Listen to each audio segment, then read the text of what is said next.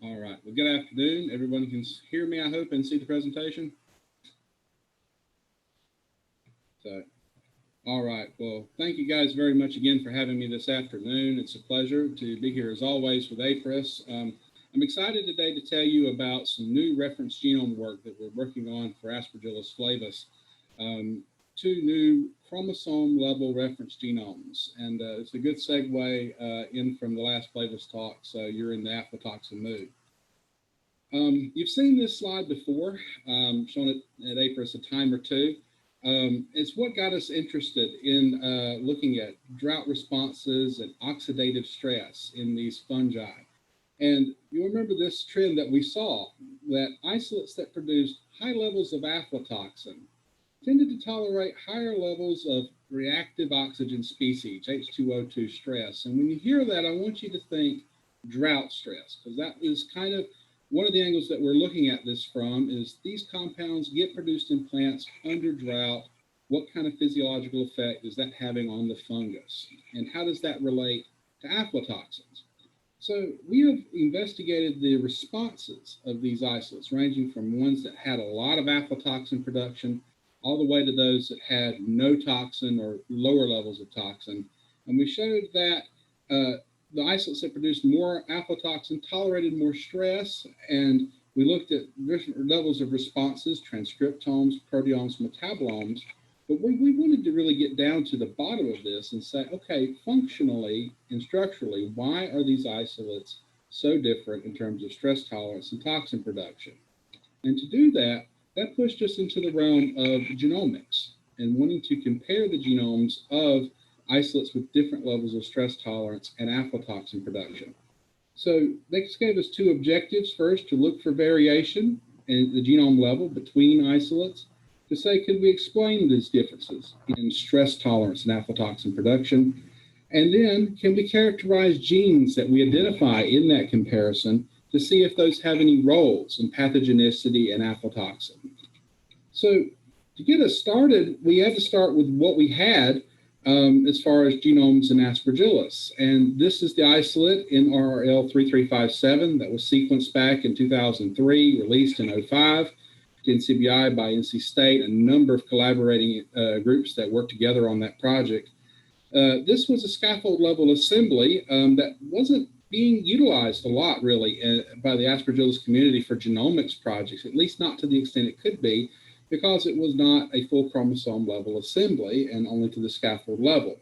So with that, that pushed us to say, okay, let's generate a real chromosome-arm assembly for this isolate and for one other one. So for our sequencing efforts, we picked two isolates. One was 3357. It's a mating type 1-2 isolate with moderate high aflatoxin, but lower stress tolerance in the previous work that we did. To contrast it, we picked an isolate called AF13. This is a MAT1-2 isolate with really high aflatoxin production and very high stress tolerance. And we wanted to do full chromosome level assemblies on these. So we used a combination of Illumina, PacBio long read sequencing, and BioNano optical mapping to assemble full chromosomes for these isolates. And we have two assemblies now, and they've been released to NCBI last year in October. So we certainly encourage you, go and use the new assemblies. They also have updated annotations that are better off than the original reference. So please use these resources. Looking at gene content overall between these two, you can see AF13 on the left has about 12,054 genes, 3357, 12,009, fairly similar counts. And if you look at unique gene content, AF13 has 153 unique genes, 3357, 45 unique genes. And as we got to digging into this, what were the structural differences between these two isolates, which is the power of having the two references, we saw something interesting about the source of the unique genes for AF13. Comparing our sequencing reads, which is what you're looking at in these line graphs here, we identified a gap right here. You can see in panel C, that is a unique insertion that is gigantic, actually. It's almost 1% of the AF13 genome that is unique to this AF13 isolate that wasn't found in 3357. and it contains 60 out of the 153 unique genes in this genome, which is really exciting. What's in there? So we've been working on looking at the different genes that are in there and found one that excited us. As Dr. Ali mentioned, it is the atfC transcription factor. Now, atfC is a member of a family of transcription factors called bZIP transcription factors. That's not exactly the special thing. They do a number of different functions in plants, animals, fungi. But this particular transcription factor shares similarity with a group of them that have been previously characterized and shown to regulate both stress response and secondary metabolism in Aspergillus fungi. So it's possible atfC could be a third player in that group of transcription factors. Some preliminary work that we did with P.K. Chang at New Orleans, USDA, did knockout mutations of atfC, showed some compromisation in oxidative stress tolerance in AF13 when you knocked out the atfC gene.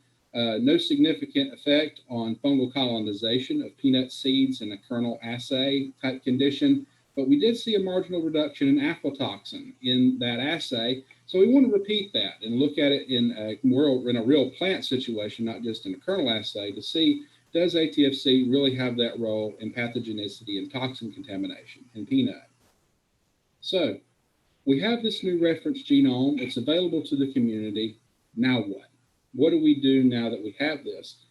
And what we're really excited with, now having the high quality reference, is the era of whole genome resequencing. You've seen this happen in peanut already, right?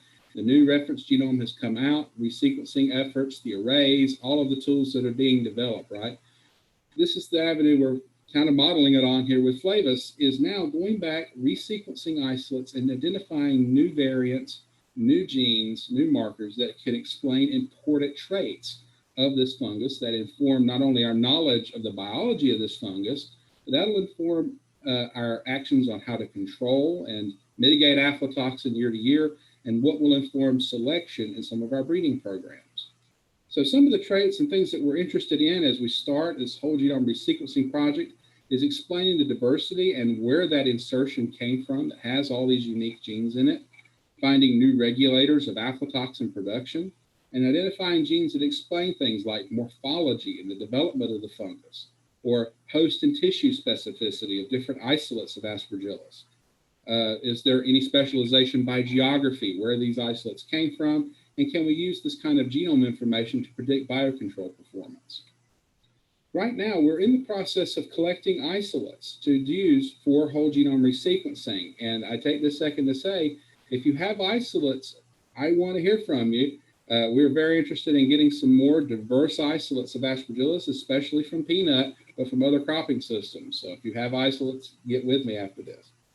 The 621 or so that we have collected so far include the 12 that we've sequenced as a part of this particular work, but also isolates from the Yuma Valley in Arizona, which is the origin of the AF13 isolate, and others of the same vegetative compatibility group as AF13, trying to get the idea of where did that insertion come from.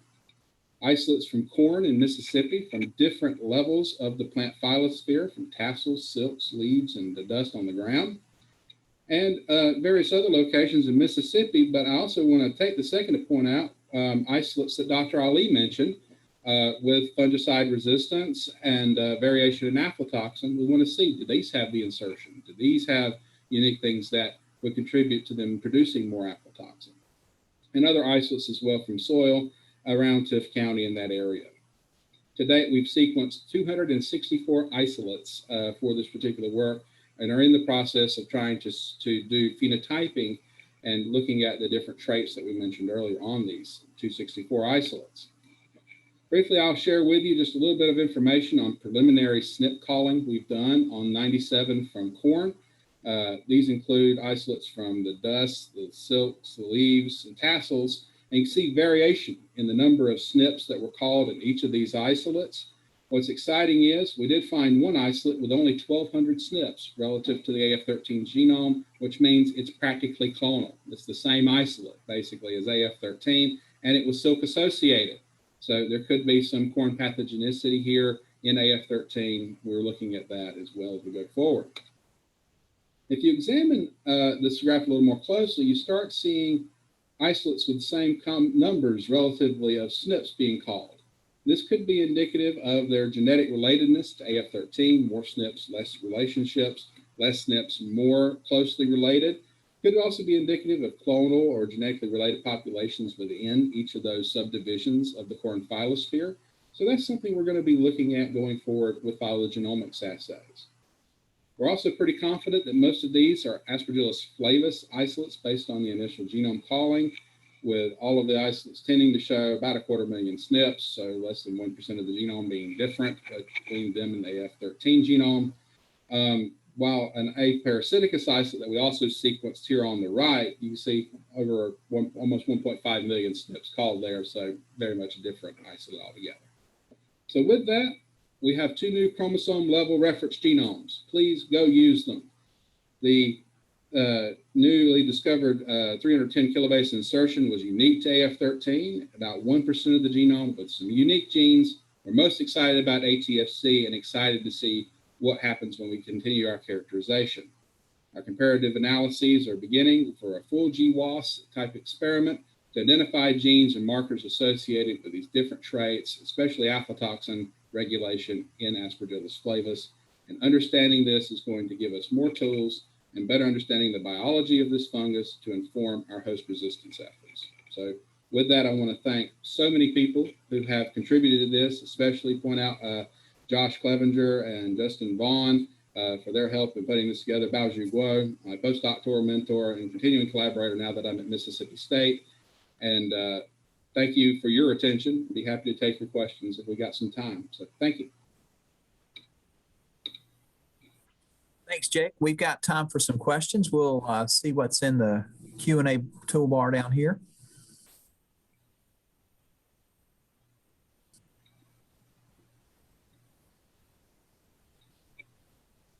Don't have any questions yet. It's late in the afternoon. I got you. Yeah. You just answered them completely as you made your presentation. That's what it is. Mm-hmm. Okay.